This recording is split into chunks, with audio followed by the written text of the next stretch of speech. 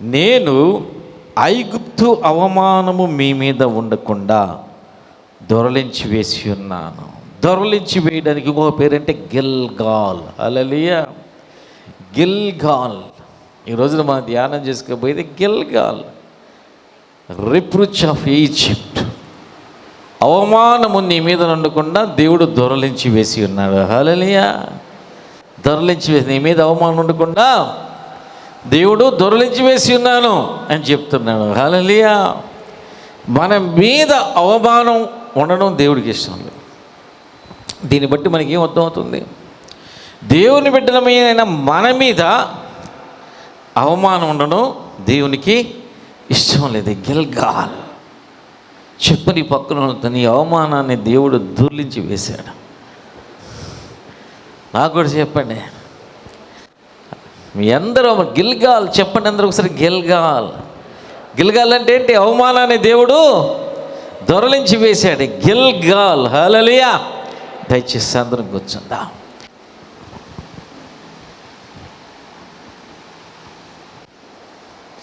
ఇక్కడ ఏమంటే జాగ్రత్తగా వినండి. ఇక అటు ఇటు ఎవరు తిరగొద్దు. లోపలికి వచ్చేవాళ్ళు మాత్రమే ఉండాలి. బయటికి వెళ్ళేదానికి door close, no exit. Okay. ఐగుప్తు అవమానం నీ మీద ఉండడం నాకు ఇష్టం లేదంటున్నాడు. ఏంటి అవమానం? ఐగుప్తు అవమానం ఏంటి?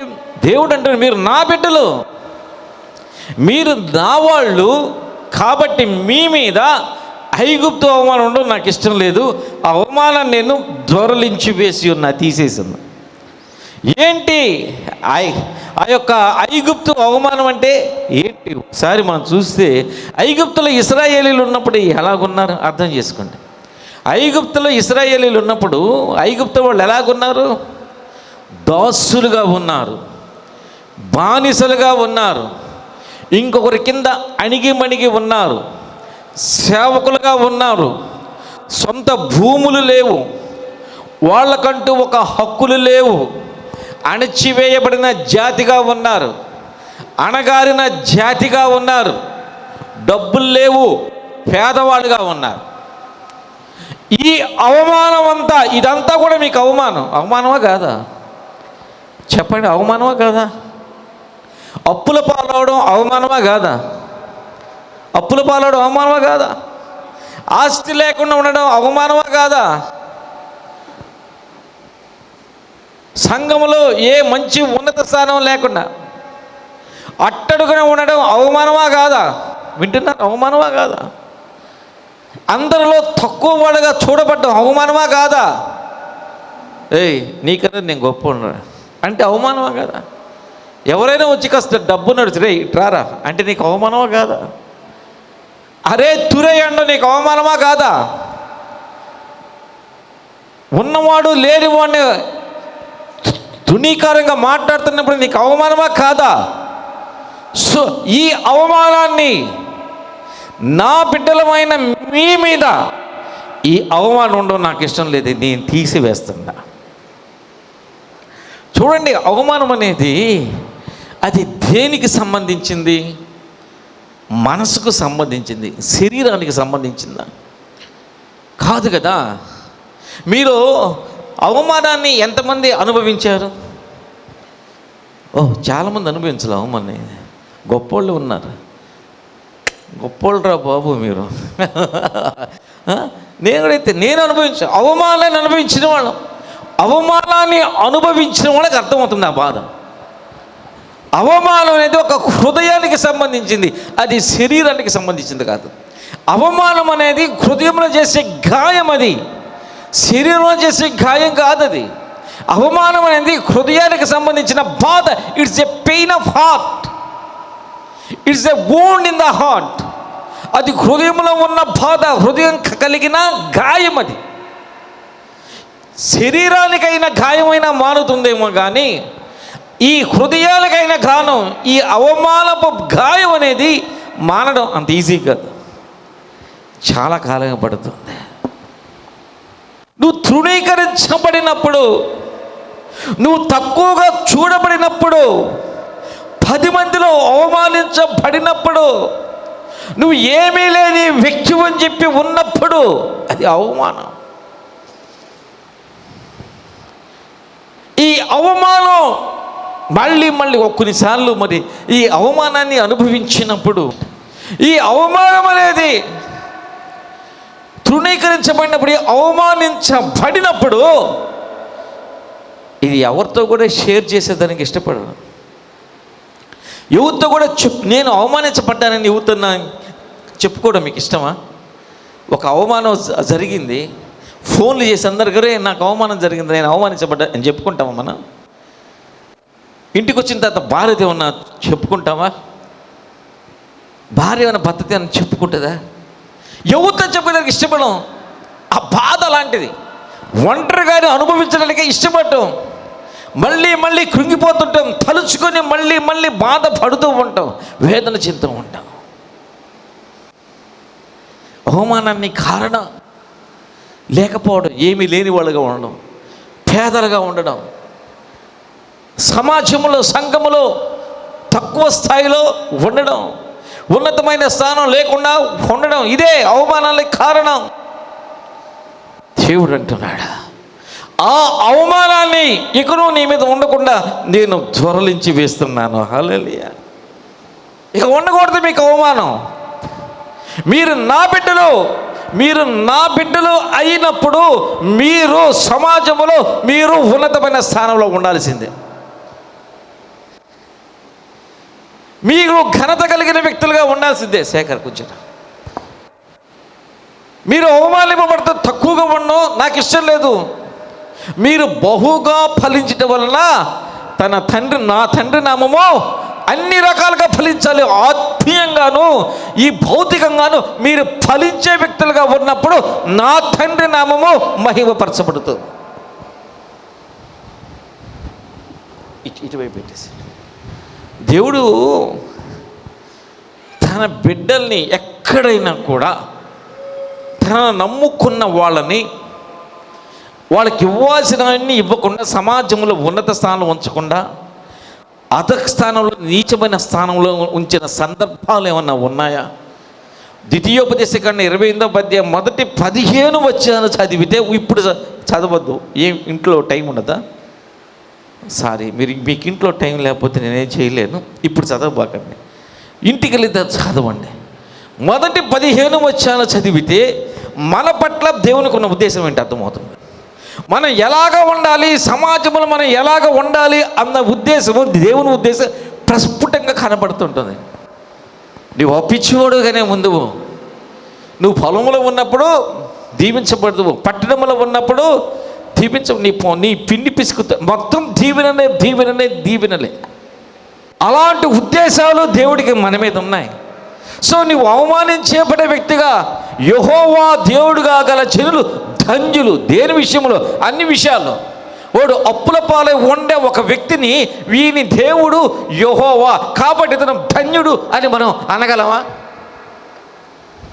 రోగాల పాలై ఉంది ఒక ఆమెను చూపించి ఈమె యెహోవా దేవునిగా కలిగిన బిడ్డ, ఈమె ధన్యురాలు అని చెప్పి అనగలవా? ఏదో ధన్యత, ఆత్మీయమైన ధన్యత ఉండొచ్చు, కానీ ఈ లోకంలో జీవిస్తున్నప్పుడు దేవుని కృప మన మీద ఉంటుంది కదా, దేవుని ప్రేమ మన మీద ఉంటుంది కదా, దేవుని ఆశీర్వాదాలు మన మీద ఉంటాయి కదా, ఆయన ఆరోగ్యాన్ని ఇచ్చే దేవుడు కదా. అలాంటి దేవుడు కాకపోతే కాలేబుకి ఆరోగ్యం ఉండేది కాదు. ఆయన బలాన్ని ఇచ్చే దేవుడు కదా. అలాంటి దేవుడు కాకపోతే మోషేకి, అబ్రహాంకి అలాంటి బలం ఉండేది కాదు. ఆయన విజయాలు ఇచ్చే దేవుడు కదా. అలాంటి దేవుడు కాకపోతే యెహోషువకి ఆ విజయాలు ఉండేటి కాదు. ఆయన ఆశీర్వదించే దేవుడు కదా. అలాంటి దేవుడు కాకపోతే యాకోబు అంత సమృద్ధి కలిగిన వ్యక్తిగా మారి ఉండేవాడు కాదు. నీవు అవమానింపబడుతూ ఉండడం దేవునికి ఎంత మాత్రం ఇష్టం. అందుకని అంటున్నాడు, దేవుని ఉద్దేశం ఏమంది? మీరు బానిసలుగా వచ్చారు, ఇంకొకరి కింద మీరు అణిగిమణిగిన స్థితిలోంచి వచ్చారు, మీరు కూలీలుగా ఉండి వచ్చారు, దాసులుగా ఉండి వచ్చారు, సెకండ్ రేట్ సిటిజన్స్గా పరిగణింపబడి వచ్చారు, తక్కువ కులం వాళ్ళుగా పరిగణింపబడి నా యొద్దకు వచ్చారు. ఇప్పుడు మిమ్మల్ని నేను మార్చివేస్తాడా? ఎలాగ మారిపోయారు తెలుసా? ఇశ్రాయేలీయులు ఎలాగ మారిపోయారంటే, దేవునికి స్తోత్రం, హల్లెలూయా హల్లెలూయా. దానికి ముందు ఐగుప్తులో ఉన్నప్పుడు ఇశ్రాయేలీయులు ఏ విధంగా ఉన్నారే అంటే, వాళ్ళంట ఐగుప్తీయులంట, మీకు నిర్గమకాండం మొదటి అధ్యాయం 12, 13, 14 వచనాలు చూస్తే మీరు చదవద్దు, టైం లేదు. అది చూసి అక్కడ ఏమని ఉంటుందంటే, ఐగుప్తీయులు వారినంట శ్రమ పెట్టారంట. ఐగుప్తీయులు వారి చేత కఠినంగా సేవ చేయించుకున్నారంట. ఆ తర్వాత వాళ్ళు ఐగుప్తీయులు వాళ్ళ ప్రాణమును విసిగించారంట కష్టపెట్టి. నిన్ను శ్రమ పెట్టేవాళ్ళు ఉన్నారా? నువ్వు శ్రమ పడుతూ ఉన్నావా? ఎవరి దగ్గర ఉద్యోగం చేస్తున్నావా? ఎవరికైనా దాసుడుగా ఉన్నావా? ఎవరికైనా సేవకుడిగా ఉన్నావా? ఎవరిదైనా అప్పు తీసుకున్నావా? నిన్ను ఎవరన్నా శ్రమ పెడుతున్నారా? శ్రమ ఎవరిని పెట్టగలరు? ఉన్నవాళ్ళని పెట్టగలరా శ్రమ? అన్నీ ఉన్న వాళ్ళని ఎవరైనా పెట్టగలరా శ్రమ? అన్నీ ఉన్న వాళ్ళని, హంగు ఆర్భాటం ఉన్న వాళ్ళని ఎవరైనా శ్రమ పెట్టగలరా? ఇంకా కఠినముగా సేవ చేయించుకుంటున్నారంట. కఠినముగా. నువ్వు కఠినముగా సేవ చేస్తున్నావా? నీ చేత కఠినముగా సేవ చేయించుకుంటున్నారా? ఇదంతా అవమానమే. నీ ప్రాణాలను విసిగిస్తున్నారా? ఇదంతా అవమానమే. ఇవన్నీ ఎందుకు చేస్తున్నారంటే, బికాజ్ నువ్వు ఏమీ లేని వ్యక్తివని, నువ్వేమీ చేయలేనివని, నువ్వు సంఘంలో సమాజంలో బలహీనుడు అని, నువ్వు చేతకాని వ్యక్తివని ఈ విధంగా చేస్తున్నారు నిన్ను. ఇదంతా దేవుడు ఏం చూస్తున్నాడంటే అవమానంగా చూస్తున్నాడు. అందుకనే నీ జీవితంలోనికి ఇప్పుడు గిల్గాల్ రాబోతుంది. హల్లెలూయా. నీ జీవితంలోనికి గిల్గాల్ అంటే నీ అవమానాన్ని దురిలించి వేసే సందర్భం. నీ జీవితంలోనికి గిల్గాల్ రాబోతుంది. ఆ గిల్గాల్ వచ్చేటప్పుడు ఆ యొక్క ఇశ్రాయేలీయులు ఏ విధంగా మారిపోయారంటే, ఒకప్పుడు దాసులుగా ఉన్నవాళ్ళు, ఒకప్పుడు కఠినంగా సేవ చేసిన వాళ్ళు, ఒకప్పుడు నానా మాటలు పడ్డవాళ్ళు, ఒకప్పుడు అవమానింపబడిన వాళ్ళు, ఒకప్పుడు నిరుపేదలుగా ఉన్నవాళ్ళు, ఒకప్పుడు తక్కువ జాతిగా పరిగణించబడిన ఇశ్రాయేలీయులు ఎప్పుడైతే దేవుడు ఆ గిల్గాల్ అనే యొక్క ఆ సందర్భాన్ని, సంఘటనని వాళ్ళ జీవితంలోకి తీసుకుని వచ్చి ఆ అవమానాన్ని దొరలించి వేశారు, వాళ్ళ స్టేచర్ మారిపోయింది. ఇప్పుడు మొత్తం ఇప్పుడు ఏమైందో తెలుసా? ఇప్పుడు ఎట్టున్నారంటే యెహోషువ 22:8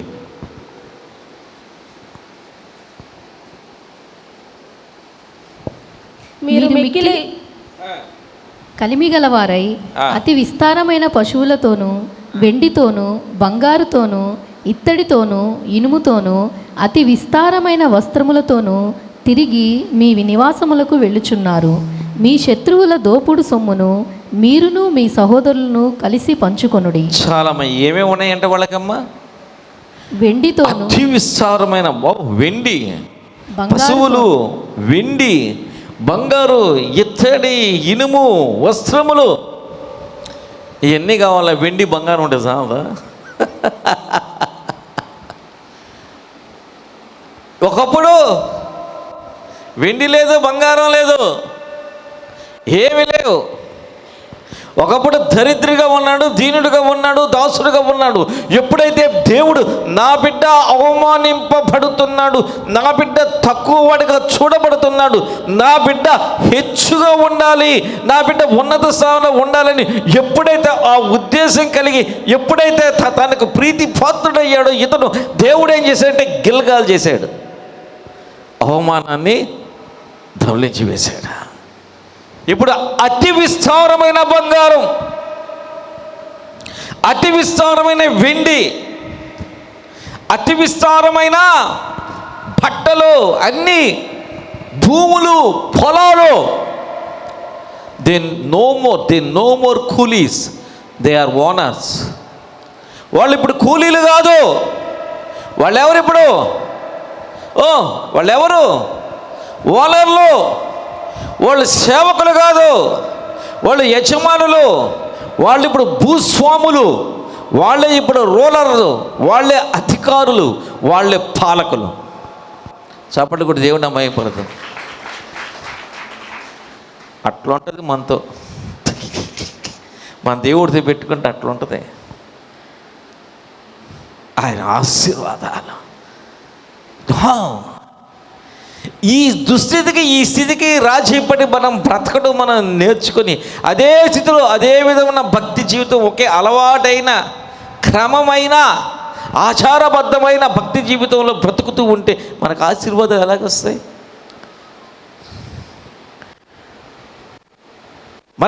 మన ఇంత గొప్ప ఆశీర్వదించే దేవుణ్ణి కలిగి ఉండి కూడా ఇంకా అదే విధంగా ఉండడం నథింగ్. మీరు ఆ విధంగా ఉండడం నాకు ఇష్టం లేదంటున్నాడు దేవుడు. మీకు అవమానం ఉండడం నాకు ఇష్టం లేదు. ఐగుప్తులకు వచ్చిన రోగములలో ఏది కూడా నేను మీకు కలుగజేయను అంటున్నాడు. అది దేవునికి మన మీద ఉన్న ఉద్దేశం. నీ మీద దేవునికి ఉన్న ఉద్దేశం మీద నువ్వు గ్రహిస్తే ఆ ఉద్దేశం కొరకు నువ్వు ప్రాకులాడుతావు. మా అమ్మ నా చిన్నప్పుడు చెప్తే, నేను ఎప్పుడన్నా అడిగితే, ఒరే శుక్రవారం రా, నువ్వు అడిగింది నేను చేసి పెడతా అనేది. శుక్రవారం నేను అడిగింది మా అమ్మ చేసి పెడుతుంది అన్నదనుకో, నేనేం చేస్తాను? అవునా, సరే ఈరోజు ఏం వారం? ట్యూస్డే. సో మధ్యలో వెన్స్డే, థర్స్డే ఉంది. So Friday. ఇక 3 రోజులకి నేను అడిగింది మా అమ్మ చేసి పెడుతుంది. నేను అడిగింది మా అమ్మ ఇస్తుంది. లేదా నేను అడగకపోయినా కానీ, ఒరే శుక్రవారం నీకు ఇష్టమైంది నేను చేస్తాను అన్నదనుకో, నేను వెయిట్ చేస్తాను. శుక్రవారం రాగానే నేనేం చేస్తాను? ఏది నా దమ్ బిర్యానీ ఎక్కడ? నువ్వు చెప్పావుగా నా దమ్ బిర్యానీ ఎక్కడ అని అడుగుతా నేను. అట్లా అడగకుండా ఏది పెడితే అది తినేదానికి అలవాటు పడ్డాను అనుకో, నా జీవితంలో దమ్ బిర్యానీ వస్తుందా? అడగాలిగా. ఏదోలేమో పచ్చడైనా పర్లేదులేమో, ఏదో ఒకటి ఏది పెట్టినా తింటాలి. అప్పుడు మనిషికి కుక్కకి తేడా ఏముంది? తేడా ఏమైనా ఉంటుంది? దేవుడికి నీ పట్ల ఉన్న ఉద్దేశం నువ్వు ఎరగగలిగితే ఆ ఆశీర్వాదాల కొరకు, ఆయనకి నీ పట్ల ఉన్న సంకల్పం నువ్వు ఎరగగలిగితే ఆ సంకల్పం నీ జీవితంలో నెరవేరడం కొరకు నువ్వు ఎదురు చూస్తావు, దేవుడిని అడుగుతావు. ఇలా ఉండడం నా దేవునికి ఇష్టం లేదు. నేను అందరిలో కూడా ఈ గిల్గాలు నా జీవితంలోకి రావాలి. ఐగుప్తు అవమానం నా జీవితంలో ఉండడానికి వీల్లేదు. ఒకప్పుడు నేను కూలీగా ఉండవచ్చు, ఒకప్పుడు నేను దాసుడిగా ఉండవచ్చు, ఒకప్పుడు నేను అప్పు చేసిన వాడిగా ఉండొచ్చు, ఒకప్పుడు నేను తక్కువ వాడిగా పరిగణించబడి ఉండవచ్చు. కానీ ఇప్పుడు సజీవుడనే దేవుణ్ణి ఎరిగిన తరువాత నన్ను ఆశీర్వదించే దేవుణ్ణి నేను కలిగి ఉన్నప్పుడు, నన్ను హెచ్చుగా ఉంచగలిగిన దేవుణ్ణి కలిగి ఉన్నప్పుడు నాకు ఈ స్థితి ఉండకూడదు. చూసారా, యేసుప్రభు చెప్పిన ఉపమానం, తప్పిపోయిన కుమారుడు వచ్చాడు. ముందు కూడా బట్టలు తీసి మంచి బట్టలు ఏంట్రా అన్నాడు. మారిపోవాలి, పొజిషన్ చేంజ్. దాన్ని ఏమంటాం? దాన్ని ట్రాన్స్ఫర్మేషన్. నీ మారిపోవాలి. దేవుడికి ఇష్టం లేదు ఆ మురికి బట్టలు. పోలేరు, వాడికి మురికి బట్టలు ఉంటే ఉన్నాడు అన్నాడా తండ్రి? ఎందుకంటే ఇక్కడ తండ్రి స్థానంలో ఎవరున్నారంటే దేవుడు ఉన్నాడు. వేసుకో. ఒరే, ప్రపంచంలో చాలామందికి ఆ బట్టలు కూడా లేవు, బట్టలు లేకుండా తిరిగే వాళ్ళు ఎంతోమంది ఉన్నారు. వాడికి అయ్యర్లో ఉండే, పోని అన్నాడా? నువ్వు అనుకుంటావేమో, దేవుడు అట్టు అనుకోడు. ఆడ సంగతి అనవసరం. వీడు నా బిడ్డ, వీడు నా బిడ్డ. ముందడికి స్నానం చేయటరా, క్రాఫ్ కొట్టించండి శుభ్రంగా, మంచి బట్టలేయండి, మంచి బట్టలేయండి, కాళ్ళకి చెప్పులేయండి, మంచి చెప్పులేయండి, ఉంగరం పెట్టండి. అలా ఉండడం దేవుడికి ఇష్టం లేదు. నువ్వు గొప్పగా ఉండడమే దేవుడికి ఇష్టం. Because he's my son, he's no more servant. ఇప్పుడు ఇతను పందులు మేపే ఆ యొక్క యజమాని దగ్గర పనిచేసే సేవకుడు కాదు, ఇప్పుడు నా బిడ్డ. ఇప్పుడు కూడా ఆ పందులు మేపే యజమాని దగ్గర సేవకుడిగా ఉన్నట్టే ఉండకూడదు. ఇప్పుడు నా బిడ్డలాగా ఉండాలి. అర్థమైపోతుందా? దేవుని ఉద్దేశం అర్థమైందా? అర్థమైంది? అర్థం కాలేదా?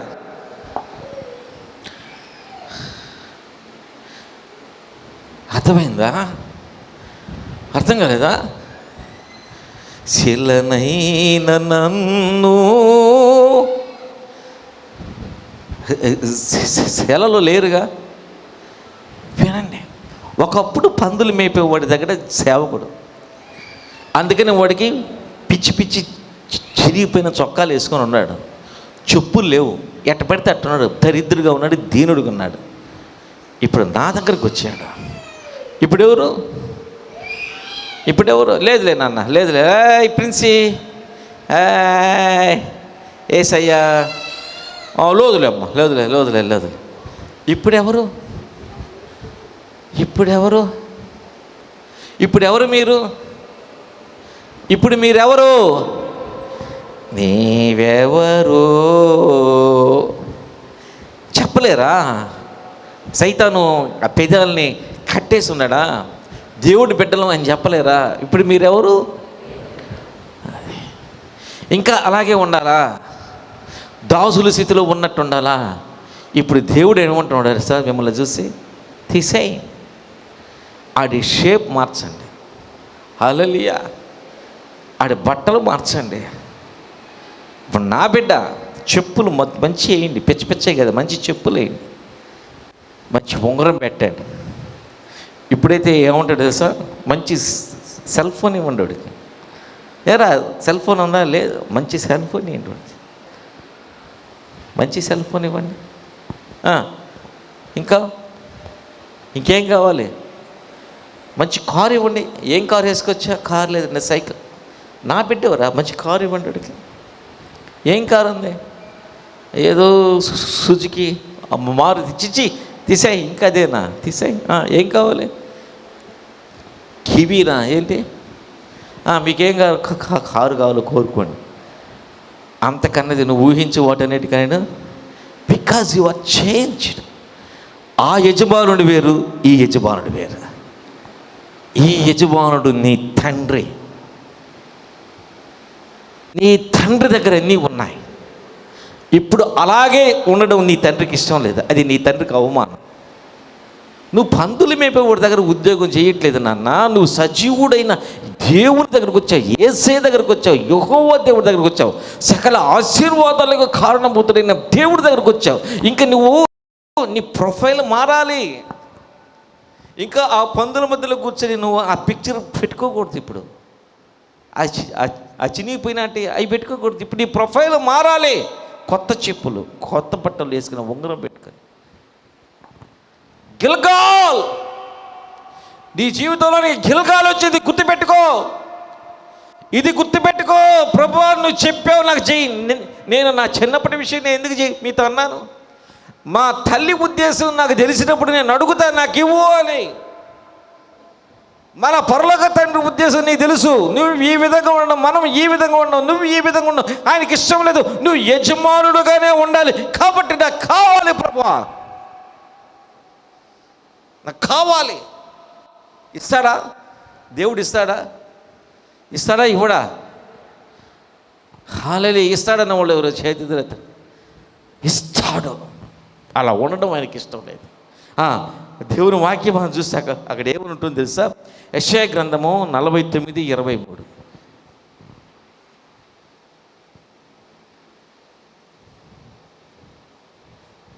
యెషయా 49:23. రాజులు నిన్ను పోషించుచు తండ్రులుగాను, వారి రాణులు నీకు పాలిచ్చు దాసులుగాను ఉండెదరు. వారు భూమి మీద సాగిలపడి నీకు నమస్కారము చేసెదరు. నీ పాదముల ధూళి నాకెదరు. అప్పుడు నేను యెహోవానని. వినండి, అప్పుడు నేను యెహోవాననియు నా కొరకు కనిపెట్టుకొని వారు, నా కొరకు కనిపెట్టుకుని వారు అవమానము నందరనియు. అవమానము ఎవరంట? ఎవరోళ్ళు? ఎవరి జీవితంలో అవమానం ఉండదు? ఇప్పుడే చదివారు కదమ్మా. ఎవరి జీవితంలో అవమానం ఉండదు? దేవుని కొరకు కనిపెట్టుకునేవారు. దేవుడేమంటాడు? నా కొరకు కనిపెట్టుకునేవారు అవమానము నొందరనియు. నీవు తెలుసుకుందాం, దేవుని కొరకు కనిపెట్టే వాళ్ళ జీవితాలలో అవమానాలు ఉండవు. హల్లెలూయా. హల్లెలూయా. ఆయన కొరకు కనిపెట్టుకునే వాళ్ళలో ఏది ముఖ్యం నీకు? ఎంత చెప్తానో, అందుకనే అట్టాగే ఉన్నాం, అట్టాగే సత్యం. ఇంత గొప్ప దేవుడిని కలిగి ఉండి ఎట్టాగే ఎందుకున్నామంటే నీ ప్రవర్తన అట్టాగా ఉంది నాయన. కొంతమంది గ్రాఫ్ సుర్రనే పెరగద్దు, బాగున్నప్పుడు తప్పనే పడిపోద్ది కిందకి. ఎందుకో తెలుసా? మధ్యలో మారారు. సౌలు ఎందుకు చచ్చిపోయినాడు? బిడ్డలు సౌలు బిడ్డలు అందరూ ఎందుకు చచ్చిపోయినారు? రాజుగా ఉండి మధ్యలో మారాడు, దేవుళ్ళ నుంచి పక్కెళ్ళిపోయాడు. నా కొరకు కనిపెట్టుకుని వారు అవమానం అందరూ దేవుని కొరకు కనిపెట్టుకుని నీ ప్రవర్తన ఎట్టుంది? నాకు వేరుగా ఉండి మీరేమీ, నీ ప్రవర్తన ఎట్టుంది? దేవుని కొరకు కనిపెట్టుకునే వ్యక్తిగానే ఉన్నావా? ఒక్కటి నీ జీవితంలో ఒకటి చేయలేవు. నీకు ఆశీర్వాదం అని చూస్తే ఆదివారం సమయానికి నువ్వు మందిరానికి రాలేవు. ఛాలెంజ్. నువ్వు ఆదివారం సమయానికి మందిరం రాలేని ఈ ఒక్క పని నువ్వు చేయలేకపోతున్నావు కాబట్టి ఆశీర్వాదాలు లేవు. అసలు నువ్వు పొందుకోవాల్సిన ఆశీర్వాదాలు చాలా ఉన్నాయి.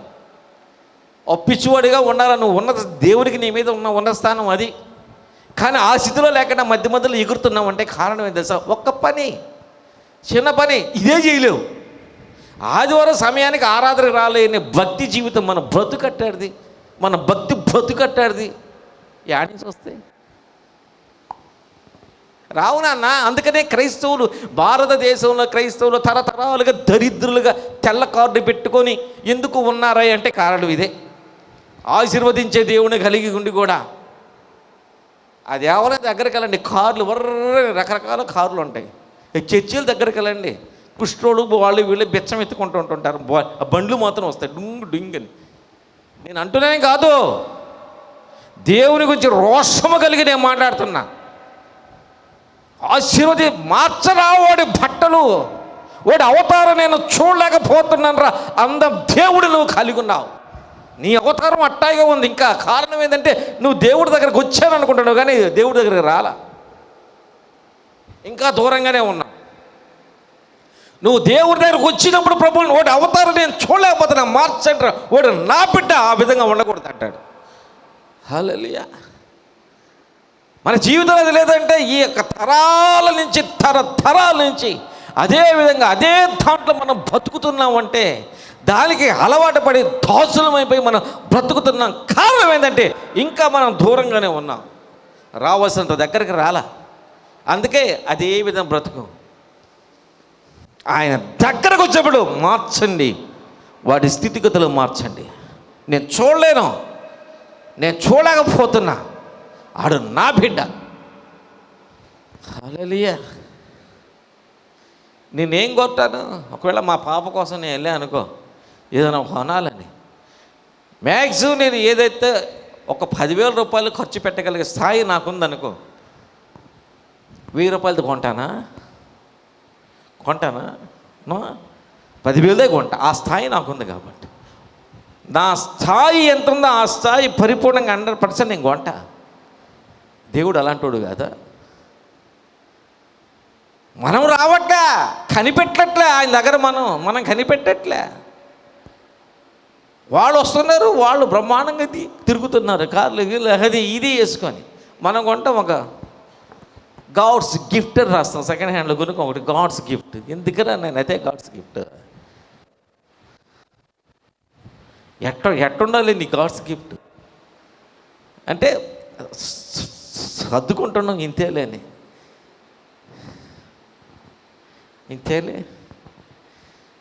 ఇది చాలులే, ఏదోలే ఈ పూటకి అది పెడితే చాలులే, సర్దుకుంటున్నా.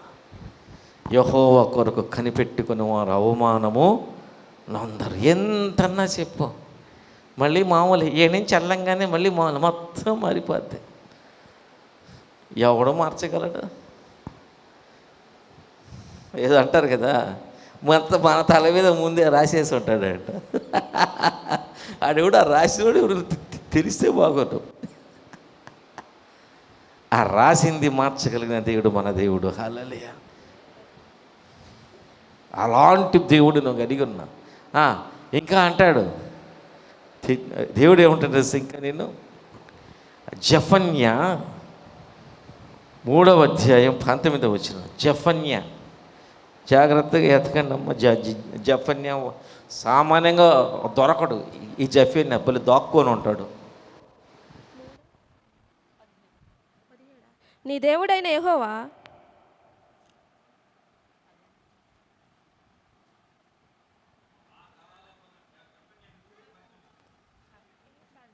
ఆ కాలమున నిన్ను హింస పెట్టు వారందరినీ నేను శిక్షింతును, కుంటించు నడుచు వారిని నేను రక్షింతును, చెదరగొట్టు వారిని సమకూర్చుదును.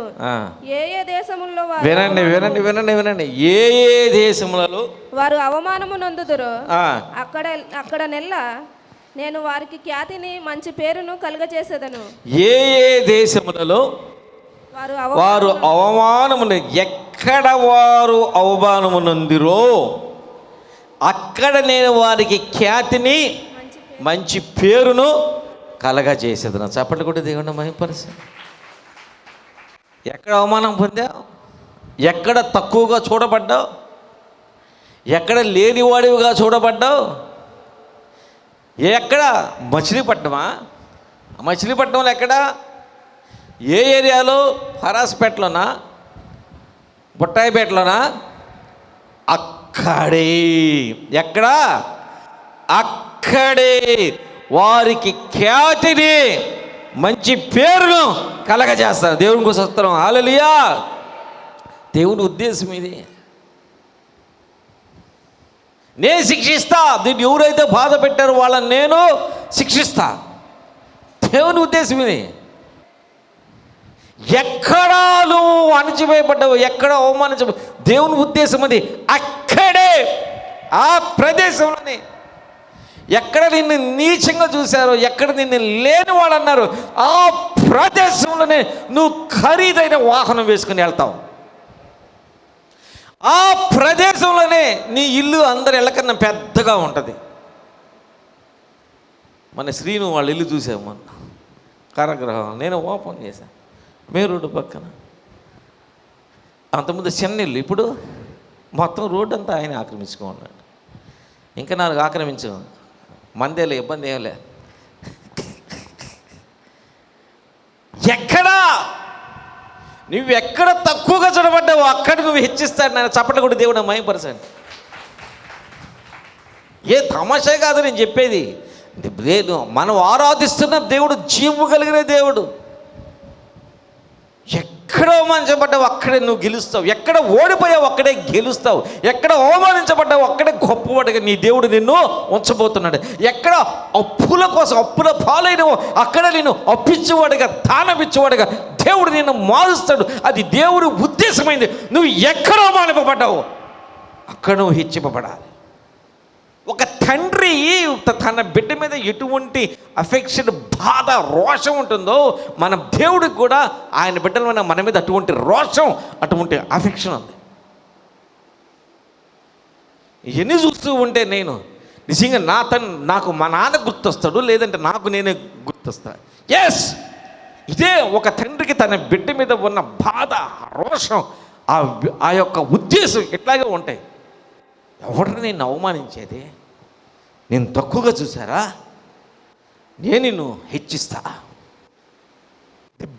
ది బెస్ట్గా ఉండాలి, నువ్వు ఫస్ట్గా ఉండాలి. ఆమేన్, హల్లెలూయా. ఎంతమంది తండ్రులు తల్లు లేరు? రే, నేను ఎంతైనా కష్టపడతా, నిన్ను మాత్రం తగ్గించను. హల్లెలూయా. ది బెస్ట్ కాలేజీలోనే ఉండాలి నువ్వు. ది బెస్ట్ డ్రెస్సే ఉండాలి నీకు. ది బెస్ట్ వెహికల్ ఉండాలి నీకు.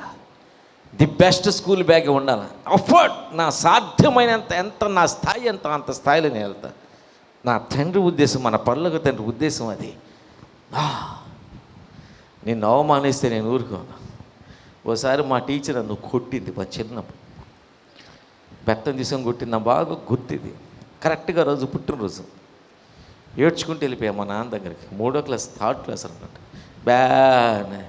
ఏంట్రా పుట్టినరోజు నువ్వేయడం ఏంట్రా అని. ఆ టీచర్ ఏంటి కొత్తగా మా సెక్షన్, ఆమె లీవ్ పెడితే వేరే సెక్షన్ వచ్చింది. సెక్షన్ ఆమె కదా, ఒక ఆయన వేరే ఆయన వచ్చాడు. పాపం మా టీచర్ అమ్మ అయితే మంచిది, మగ ఆయన వచ్చాడు వేరే సెక్షన్.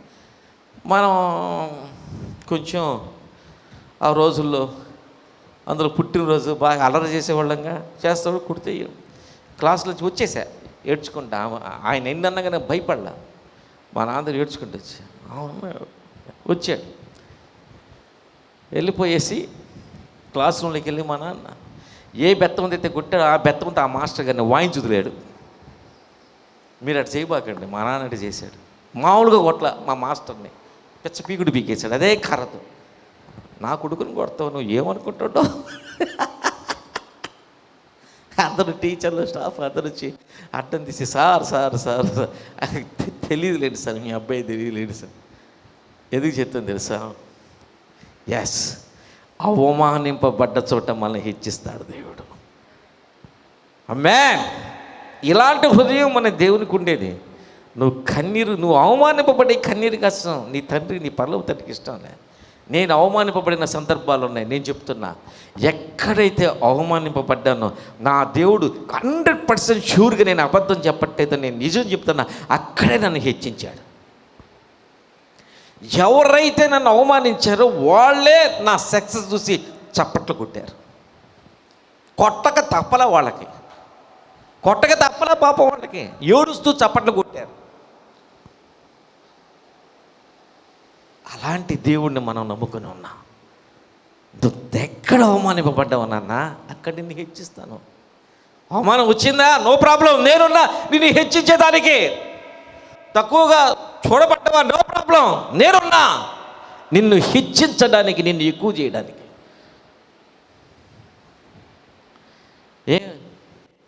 నీకు అనారోగ్యం అంటున్నారా? అబ్బాయి ఎప్పుడు రోగిష్టి భయపడబాగా. నువ్వు రోగిష్టివి కాదు.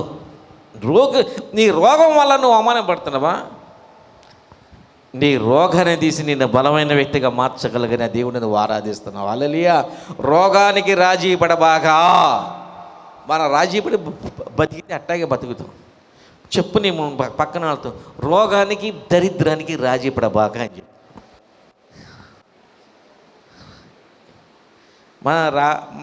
మన రాజీ పడిపోతాం.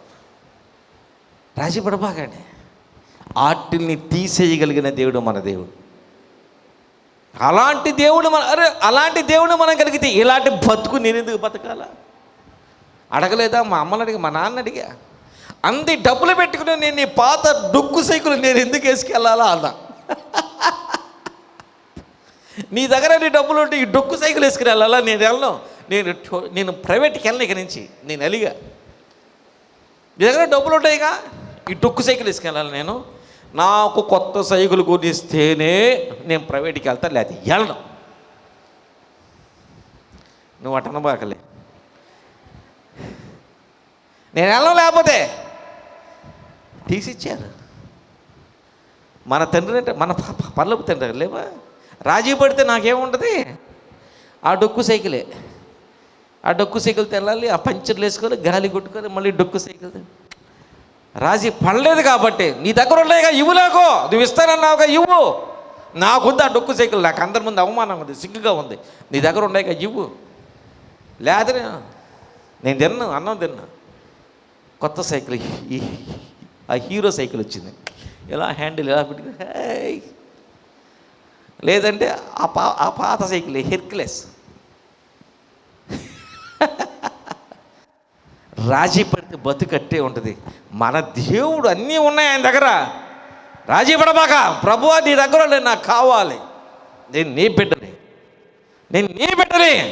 చెప్పండి ఒకసారి, దేవా నేను నీ బిడ్డనని చెప్పు.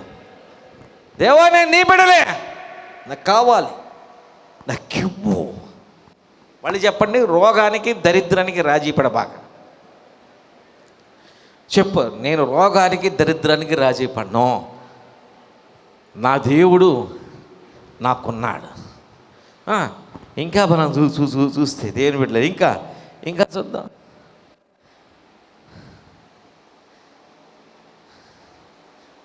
దావీదు మాట అంటాడు, బ్యూటిఫుల్ మాట. మొదటి సమూయేలు 25:39. మొదటి సమూయేలు 25:39.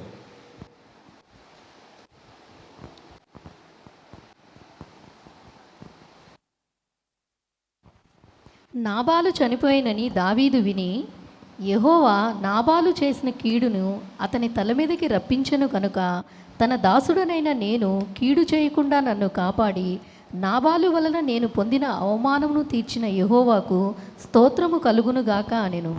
చాలా. నాబాలు వలన నేను పొందిన అవమానము తీర్చిన యెహోవాకు. ఎవరిని అవమానిస్తున్నారా? అవమానిస్తారు. అవమానించేవాళ్ళు ఉన్నారు, తక్కువగా చూసేవాళ్ళు ఉన్నారు.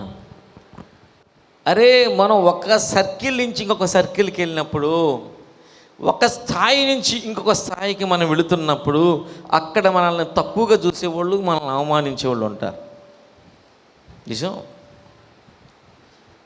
నీకన్నా గొప్పవాళ్ళ స్థాయిలోకి నువ్వు వెళ్ళావనుకో, ఆ సర్కిల్లో నీకు వెళ్ళావనుకో, నిన్ను ఎలా చూస్తారు? తక్కువగా చూస్తారు.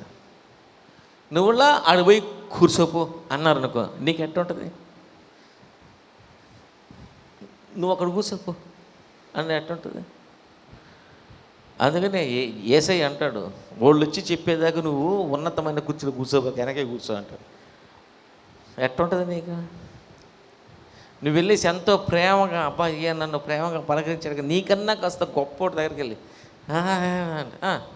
అని వేరే వాళ్ళతో మాట్లాడుతున్నాడు అనుకో, ఎట్టుంటుంది? ఎట్టుంటుంది నీకు? బాగుంటుందా? కష్టంగా ఉంటుందా? బాధేస్తుందా? అరే బాధేస్తుంది. నేను వెంటనే అనుకుంటావు, నేను లేని ఉండనేగా వీళ్ళు ఇట్లా ట్రీట్ చేస్తున్నారు. ఆడేమో బెంచ్ కారు వేసుకొచ్చాడు, నేనేమో మామూలు కారు వేసుకొచ్చాను. నేను చెప్పనా, నీ బాధ నీ దేవుడు చూస్తున్నాడు. హల్లెలూయా. ఆడే నిన్ను హెచ్చించబోతున్నాడు. ఆమె చప్పట్లు కూడా దేవుడు నామపరచండి. దేవుడు అని శిక్షిస్తాడట. నిన్ను అవమానించడాన్ని దేవుడు ఏం చేస్తాడు? శిక్షిస్తాడు. నిన్ను తృణీకరించడాన్ని దేవుడు ఏం చేస్తాడు? శిక్షిస్తాడు. హల్లెలూయా. ఎవడికి భయపడిపోకు. వాడికి ఏదో ఉందని అదని ఇదని నువ్వు చూడాల్సిన అవసరం లేదు. నీకున్నది నీ దేవుడు గొప్పోడు, వాళ్ళందరికన్నా గొప్పోడు. హల్లెలూయా. నిన్ను అవమానించడాన్ని, నిన్ను తృణీకరించడాన్ని నీ దేవుడు శిక్షిస్తాడు. హల్లెలూయా. అతడిని నీ కాళ్ళ దగ్గర తీసుకుని వస్తాడు. అతడిని నిన్ను ఘనపరిచే వ్యక్తిగా మార్చివేస్తాడు. ఇది వాస్తవం. ఎవరైతే నిన్ను అవమానించారో వాళ్ళని నీ దేవుడు ఎట్లా మార్చేస్తాడంటే నిన్ను ఘనపరిచే వ్యక్తులుగా మార్చేస్తాడు. ఆమేన్, ఆమేన్. మార్చేస్తాడు. ఆయన చేసే కార్యాలు ఆయనకు ఉన్నాయి. యాకోబుని పట్టుకొని దందామని వచ్చాడు. ఎవరు? యాకోబు మామ. దేవుడు ఏం చేశాడు? పిచ్చ పిచ్చగా ఉందా నీకు, తాట తీస్తాను యాకోబు జోలికి వెళ్తే అన్నాడు. అంటే మన భాషలో చెప్పాలంటే పిచ్చ పిచ్చగా ఉందా, యాకోబు జోలికి వెళ్తే తాట తీస్తానన్నాడు. మరుసటి రోజు వచ్చి వందనో చెప్పాడు యాకోబుకి. ఏమయ్యా ఎంత మార్పు ఏంటంటే, రాత్రి మీ దేవుడు నాకు వార్నింగ్ ఇచ్చాడు, నువ్వు మామూలుడి కాదు. హల్లెలూయా. అలాంటి దేవుడా. మనుషులు నిన్ను అవమానించినప్పుడు నువ్వు భయపడబాక, నువ్వు కంగారపడబాక. నీ అవమానాన్ని నీ దేవుడు చూస్తున్నాడు. వాళ్ళని శిక్షించి వాళ్ళని నిన్ను ఘనపరిచే వ్యక్తులుగా మార్చివేస్తున్నాడు. ఆమేన్. అలాంటి దేవుణ్ణి ఆరాధిస్తున్నాం. ఫైనల్గా ఇంకో వాక్యం మనం చదువుకుందాం. ఇప్పుడు అర్థమైంది నీ జీవితంలోనికి ఏవి రావాలి? నీ జీవితంలోనికి గిల్గాల్. గిల్గాల్ వచ్చేసింది నీ జీవితంలోనికి. ఆమేన్. గిల్గాల్ వచ్చేసింది. ఇప్పుడు నీ జీవితం ఎలాగోదో తెలుసా? దేవుడిచ్చిన వాగ్దానం ఏంటి తెలుసా? నువ్వెవరివి? నువ్వు దేవుడి బిడ్డవి. పందులు మేపే వాడి దగ్గర నువ్వు పని చేయట్లే. వాడు పందోడు. నువ్వు పందోడి దగ్గర పని చేయట్లే. నువ్వెవరు? ఏంటమ్మా నవ్వుతున్నావు? అపర్ణ సిస్టర్, నువ్వు పందోడి దగ్గర పని చేయట్లేదంటే నేను నీకెవరు గుర్తు వస్తున్నా తెలియదు కానీ నువ్వు అంత నవ్వుకుంటున్నావు. సర్లే, ఏ మాస సిస్టర్ కూడా నవ్వుతాం. సరే, బాగాలేదు మా డైలాగ్ అయితే, మానేద్దాం. అయినా సరే దేవుడు వాక్యం నువ్వు పందోడి దగ్గర పని చేయట్లే. నువ్వు పందోడి దగ్గర పని చేయట్లే. ఎక్కడ పని చేస్తాడు? ఎవరివయ్యా నువ్వు? వాడిని వదిలేసి దేవుడి బిడ్డగా నువ్వు పందోడిని వదిలేసావు. పందోడిని వదిలేసి దేవుడి దగ్గరకు వచ్చావు. ఇప్పుడు నీ యజమానుడు పందోడు కాదు. నీ యజమానుడు ఎవరు? దేవుడు. నీ యజమానుడు పందోడు కాదు. నీ యజమానుడు దేవుడు. నీ దేవుడు ఏమంటాడు? నీ పరలోకపు తండ్రి వాడు బట్టలు తీసేయండిరా, నా బిడ్డరా వాడు బట్టలు అలా ఉండకూడదు, మంచి బట్టలు, బ్రాండెడ్ బట్టలు వేయండి, లెనిన్ కత్తరేయండి, చెప్పులు మార్చండి, మామూలు చెప్పులు కాదు, మంచి చెప్పులు, ఆడ జుట్టు హెయిర్ స్టైల్ మార్చండి, ఉంగరాలు పెట్టండి. ఇంకేం కావాలి? ఈ రోజుల్లో ఒక మనిషి మంచి బాగా ఉన్నవాడు అని కావడానికి ఈ సూచనలన్నీ అడిగి పెట్టండి. మంచి సెల్ ఫోన్ ఇవ్వండి, యాపిల్ ఫోన్ ఇవ్వండి, మంచి వాహనం ఇవ్వండి. నా బిడ్డరా వాడా, నా బిడ్డరా అంటూ దేవుడు ఏమంటాడు తెలుసా? యెషయా గ్రంథం 61:7. యెషయా గ్రంథం 61:7. నీ అవమానమునకు ప్రతిగా రెట్టింపు ఘనతను నొందుదురు. వింటున్నారమ్మా? ఇదన్నా వినండి నాయన, వింటున్నారా? నీ అవమానానికి ప్రతిగా రెట్టింపు ఘనతను ఏమిస్తానంటున్నాడు? ఇది ఎవరికి కావాలో వాళ్ళేనండి. నీ అవమానమునకు ప్రతిగా రెట్టింపు ఘనత, నిందకు ప్రతిగా తాము పొందిన భాగమును అనుభవించువారు సంతోషింతురు. వారు తమ దేశములో రెట్టింపు భాగమునకు కర్తలగుదురు. నిత్యానందము వారికి కలుగును. నీ అవమానమునకు ప్రతిగా, హలో అప్పుల పాలైన వాళ్ళారా, బేదరికంలో ఉన్నవాళ్ళారా, తెల్లకార్డున్న వాళ్ళారా, ఇంకొకరి దగ్గర పని చేస్తున్న వాళ్ళారా, నీ దేవుడికి నీ పట్ల ఉన్న ఉద్దేశం వినండి. వింటున్నారా? నీ అవమానములకు ప్రతిగా నీకేమిస్తాడంట? ఏమిస్తాడు? కావాలా?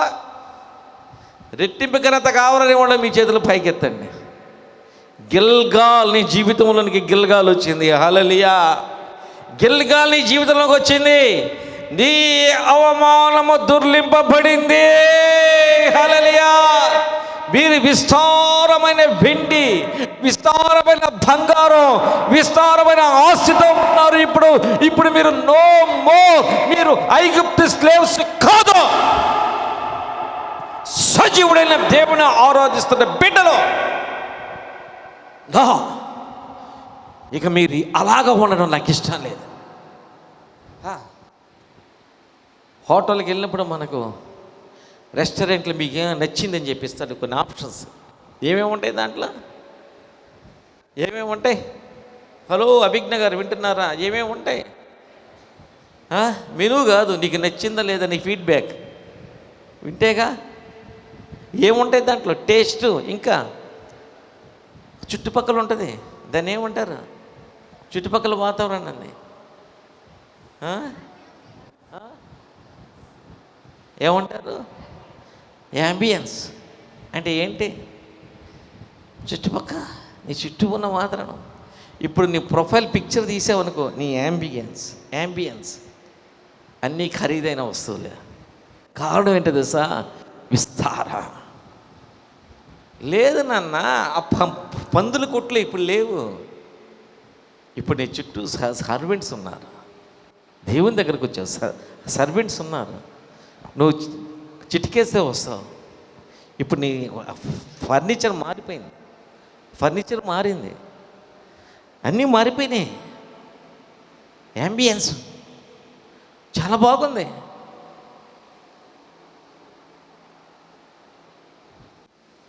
మారిపోయింది. కారణం ఏంటో తెలుసా? గిల్గాల్ నీ జీవితంలోనికి వచ్చింది. హల్లెలూయా, హల్లెలూయా. ఇక నువ్వు సేవకుడిగా ఉండకూడదు, నువ్వు దాసుడిగా ఉండకూడదు, నువ్వు అప్పుల పాలు, నువ్వు బలహీన ఉండకూడదు. చెప్తున్నా వినండి క్రైస్తవులారా, రాజీ పడబాకండి, రాజ్యపడి బతకొద్దు. ఆశీర్వాదాలు నీ పరలోకపు తండ్రి దగ్గర ఉన్నాయి. నాకు ఇవ్వు ఆశీర్వాదాలను అడుగు. అడగకపోతే ఎలాగా? యాకోబు అడిగాడు, ఇంకెప్పుడు నా కుటుంబం కొరకు నేను సంపాదన చేసుకుందును అన్నాడు. అప్పుడిచ్చాడు దేవుడు.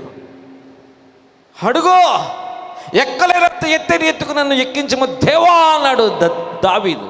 ఇచ్చాడు. అబ్రహాం అన్నాడు, ఇంకెప్పుడు ఇస్తావయ్యా, నా యొక్క సేవకుడైనా నాకు వారసుడు. నో, ఇస్తాను. యెహోవా జ్ఞాపకకర్తలారా, యెహోవాకు జ్ఞాపకము చేయండి. రాజీపడతా, ఇక నో మోర్ స్లేవ్. ఐగుప్తు అవమానం నిలువ ఉండడానికి లేదు. గిల్గాల్ వచ్చేసింది నీ జీవితంలో, గిల్గాల్ వచ్చేసింది నీ జీవితంలో. హల్లెలూయా, గిల్గాల్ వచ్చేసింది. ఇప్పుడు దావీదుని ఎవరో గొర్రెల కాపరి అనరు, గొర్రెలు మేపుకునేవాడు అనరు, రాజు అంటాడు. గిల్గాల్ వచ్చేసింది. యోసేపుని ఇప్పుడు బానిస అనరు, దేశ ప్రధానిని అంటున్నాడు. గిల్గాల్ వచ్చేసింది. యాకోబుని ఇప్పుడు చేతికర్ర మాత్రమే ఉంది అని చెప్పి అనేవాళ్ళు ఎవరు లేరు. విస్తారమైన సమృద్ధి కలిగిన వ్యక్తిగా మారిపోయాడంటారు. గిల్గాల్ వచ్చేసింది. రూతుని ఇప్పుడు ఎవరు కూలీ అనరు, పంట చేలలో పనిచేసుకునే కూలీ అనరు, భూస్వామి అంటారు. గిల్గాలు వచ్చేసింది. ఎస్తేరుని ఇప్పుడు అనాథ పిల్ల అనరు, మహారాణి అంటున్నారు. గిల్గాలు వచ్చేసింది ఆమె యొక్క జీవితంలో. గిల్గాల్,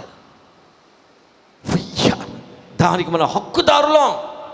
we have the right to experience the Gilgal in our life. Gilgal కావాలి. నో మోర్, నేను ఇప్పుడు ఐగుప్తులో ఉండట్లేదయ్యా, నేను నీ దగ్గరకు వచ్చాను, ప్రామిస్డ్ ల్యాండ్కి వచ్చాను. I should not live like the same way. ఇప్పుడు మారింది.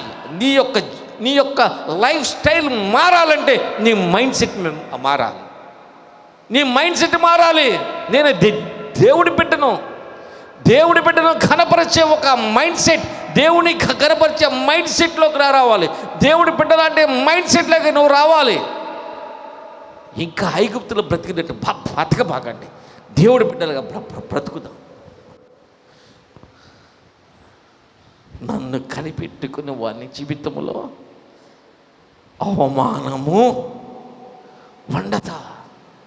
ఏం చెప్పాడండి దేవుడు? ఏం చెప్పాడండి? కొన్ని కండిషన్స్ అయినా మనము పాటిస్తున్నామా? నన్ను కనిపెట్టుకున్న వారి జీవితంలో నా కొరకు కనిపెట్టుకుని వారు అవమానము అందరూ నా కొరకు కనిపెట్టుకునివా. ఎలా ఉన్నాం మనం? దేవుడి కొరకు కనిపెట్టుకుని నీ జీవితం ఎలాగంది? ఇంకా నువ్వు ఐగుప్తులో ఉన్న బానిస లాంటి అటువంటి జీవిత విధానం, అటువంటి క్యారెక్టర్లో ఉంటే నీ బ్రతుకు ఎప్పుడు ఐగుప్తే, గిల్గాల్ ఉండదు నీ జీవితంలో. నువ్వు వాగ్దాన భూమిలోనికి వచ్చి ఆ విధంగా మారితేనే గిల్గాల్ నీ జీవితంలోనికి ఉంటుంది. రైట్, విస్తారమైన సంపద, ఘనత దేవుడు నీకు అనుగ్రహిస్తాడు. గిల్గాల్ నీ జీవితంలోనికి రావాలి.